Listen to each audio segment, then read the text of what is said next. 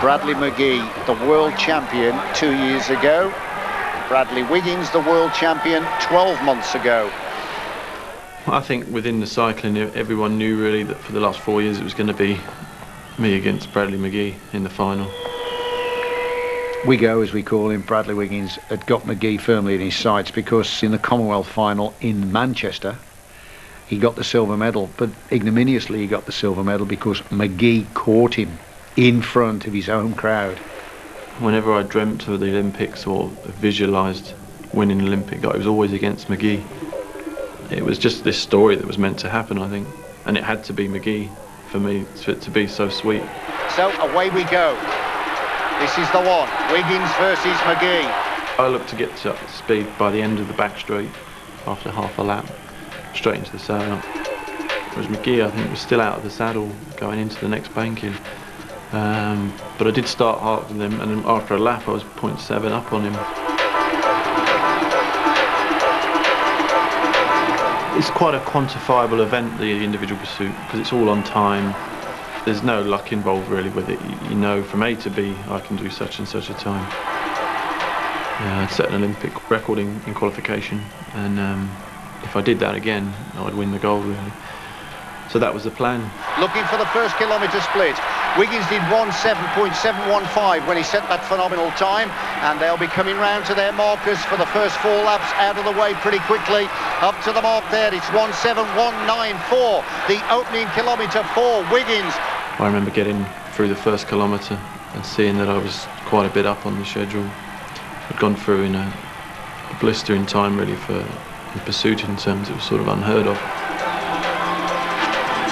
In a race like that, when it's going to be so close, you're just looking for tenths of seconds here and there, so the sooner you can get that kind of advantage, the better.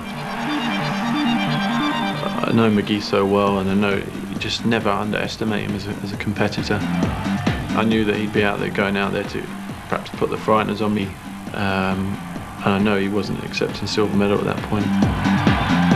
I know how Brad McGee rides, and I know that he is what you call a match pursuiter, so I knew that he would be racing against Brad as opposed to Brad, who was just going from A to B as quick as he could. 2:10.283, he's increased his lead to 0.5. What a ride, fractionally off the pace of qualification. That doesn't matter, it's all about beating your opponent at this stage.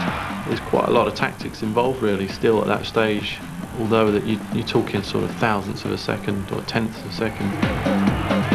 We're both travelling within half a kilometre an hour of each other, the same similar speed, but half a kilometre each way equates to 2 or 3 seconds at the end of 4 kilometres. He's a man on a mission, he's got wings on his wheels, he's turning the gear quicker and quicker. It's 1.169 now, the advantage. I think as the riders were coming up to the 3/4 distance, to me, I knew then that Wiggo was going to win the gold medal. His lead, if I remember, was something around about 2 seconds, and I mean, that was just rubbing it in, wasn't it? The 3 kilometre point, 3:12.770. For me, I knew the gold was in the bag, 4 laps to go, the last kilometre. I started to see, and I knew that I'd won, and at that point the pain hit you then because the adrenaline sort of died down. But that's the most dangerous point really, because I started slowing down at that point because I was tying up, counting each lap down. He's going to side McGee now, surely he can't catch him. If he can, then of course he would replicate what McGee did to him in Manchester in the Commonwealth Games final. If it was half a second, 4 seconds, if I'd caught him, it didn't matter to me as long as I beat him. This is a virtuoso performance by Wiggins. He is turning on the style. A wonder to watch. The bell lap. Here comes Bradley Wiggins off the crown of the bend into the back straight. He's got McGee in his sights, and I tell you what, the gold medal is dangling in front of him. Bradley Wiggins of Great Britain now coming into the finishing straight. He will be the 4,000 metre Olympic champion. There it is then. Bradley Wiggins wins the gold medal. 4:16.304. What a fantastic ride.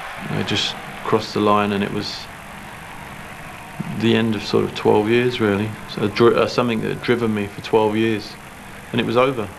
4 minutes and 16 seconds and it was over. And I didn't salute the crowd or anything for a few laps. I just stayed in that position and shaking my head and was just trying to, just like thinking, what am I going to do now?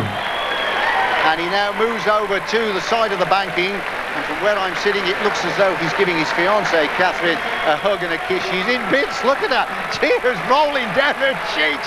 When I retire in 15, 20 years time, maybe doing a similar TV programme, past Olympic champions, it's all I'll be remembered for within the sport. Bradley Wiggins, the Olympic champion.